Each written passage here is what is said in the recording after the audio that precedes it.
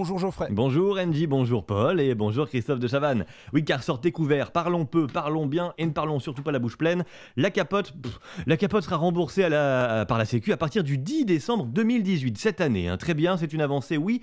Mais, rappelons, capote, meilleur moyen de lutter contre les maladies sexuellement transmissibles, comme un enfant par exemple, et le sida, et parfois les deux en même temps. Remontons la frise chronologique 1983, découverte du sida. Je remonte encore le temps 1843-44, production en masse des premiers préservatifs par Goodyear et Hancock. Oui, fabricants de pneus.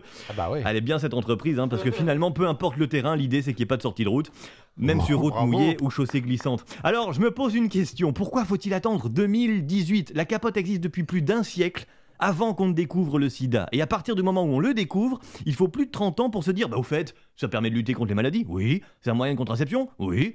Ça a tout d'un dispositif médical, dis donc. Et on n'est pas sur quelque chose de superflu, de type Nabila.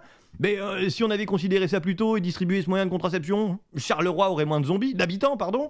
Salut les Belges. Plus sérieusement, on aurait peut-être moins de patients du VIH à soigner à hauteur de 11 000 € par an par patient. En gros, si on avait aidé les gens à se protéger, seuls les gens se seraient fait niquer par la Sécu. Alors en plus, va falloir prendre rendez-vous chez un médecin qui est déjà débordé de gens réellement malades, pour qu'il t'écrive capote sur un bout de papier, puis aller à la pharmacie pour chercher ça. J'espère que t'as mis dans ton agenda que tu couchais pas avant 2 semaines. J'espère que t'as organisé ton agenda en conséquence. Tu peux pas croiser une fille un soir en boîte de nuit, elle te dit on finit la soirée chez toi. Ah non, désolé, j'ai rendez-vous lundi seulement chez le médecin. Et encore, il me prend entre 2 patients. Quoi, t'es malade ? Non, justement, c'est pour pas tomber malade. Enfin bon, bref, c'est assez compliqué. Et puis en plus, ça s'appelle Éden, quoi. C'est assez ironique, parce que s'il y en avait eu à l'Éden, il y aurait pas d'humanité. Du coup, il y aurait pas besoin de rembourser la capote et on serait pas emmerdé.